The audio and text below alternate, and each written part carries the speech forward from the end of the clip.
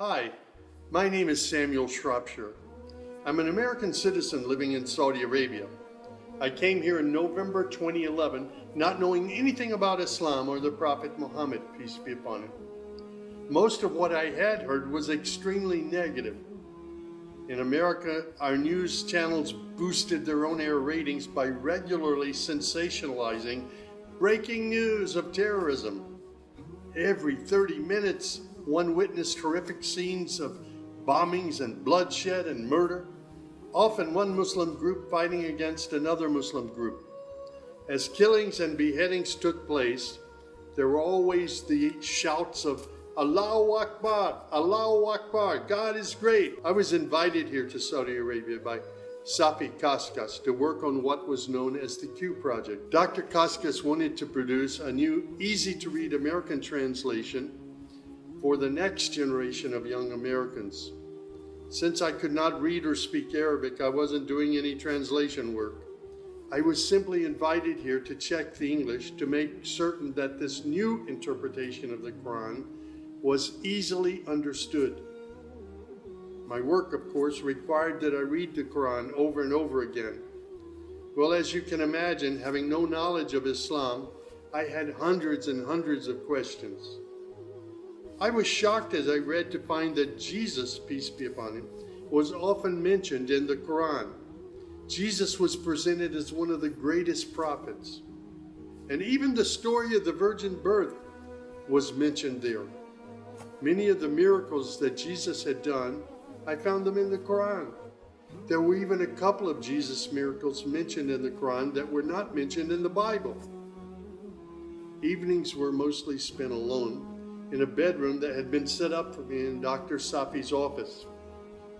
At night, I would stand on the balcony of that building and I would look across a very busy boulevard to a mosque.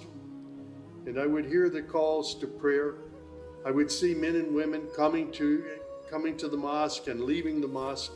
Children were playing football in the mosque parking lot. Except for the minaret, it appeared to me to look like a typical Christian church in America. My heart longed to be in that mosque. I felt compelled by God to go there. A few months later, I got up the courage to walk down the street and to knock on the door of Taqwa Mosque. Now, nobody knocks on the door of a mosque. Normally, they just open the door and they walk right in. But I was not sure how I'd be received, so I stood there knocking until someone came to the door. That person simply said, "May I help you?" I said, "My name is Samuel. I'm a Christian from the United States. Is it okay if I come inside?" And that man, Shafiq Zubair, who was the caller to prayer, he reached out and he hugged me and he said, "Of course, come in." I sat in the back of the mosque during prayer times for 3 days. I didn't understand what was going on. I saw men standing, bowing, putting their heads to the floor as the imam led them in prayer. I had little knowledge about what was happening, but I felt God's presence in that mosque.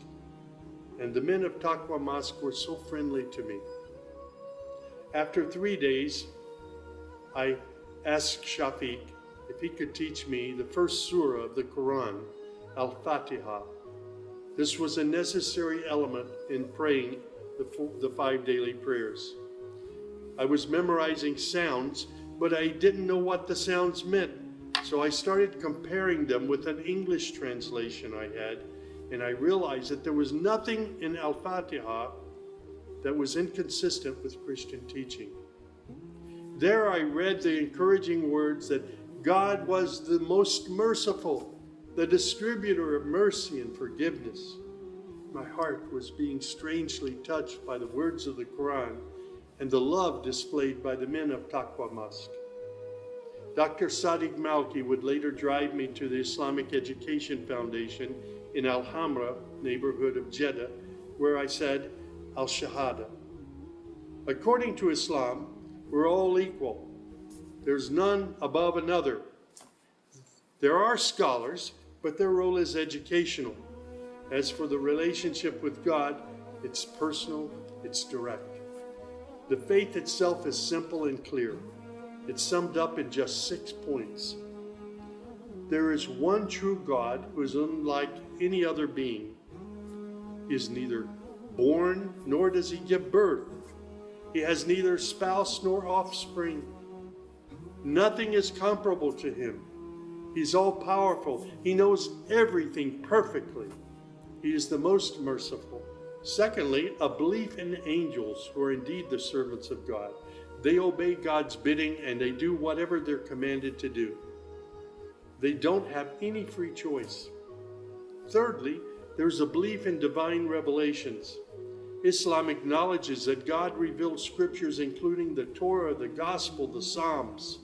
However, down through the ages, many of these divine revelations had become distorted and somewhat corrupt.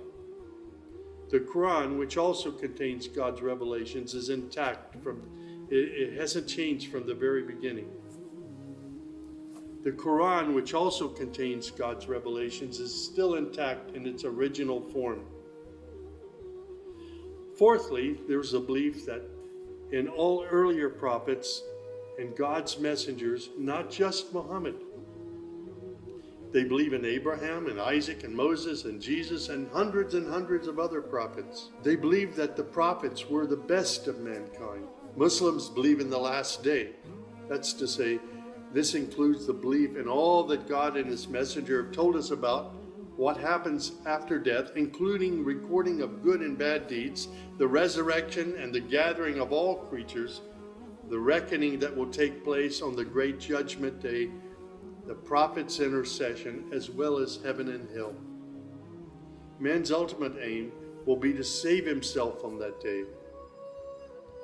Muslims believe in the divine destiny of predestination.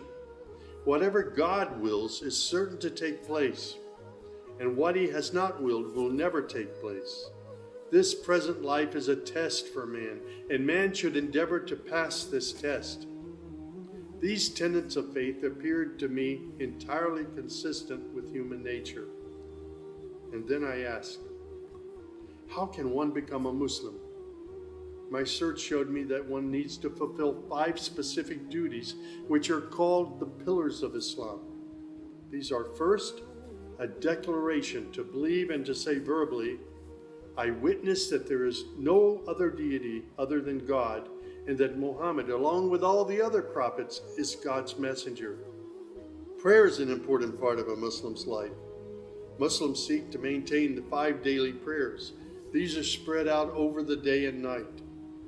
Thirdly, there's the zakat.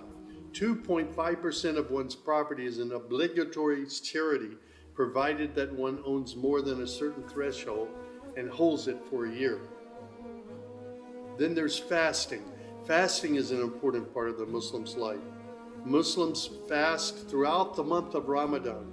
They do this every year, abstaining from all food, drink, and sex, from dawn till sunset. One must also refrain from futile arguments and quarrels and forbidden things. The month provides a unique spiritual uplift for all Muslims. Then there is the pilgrimage or Hajj.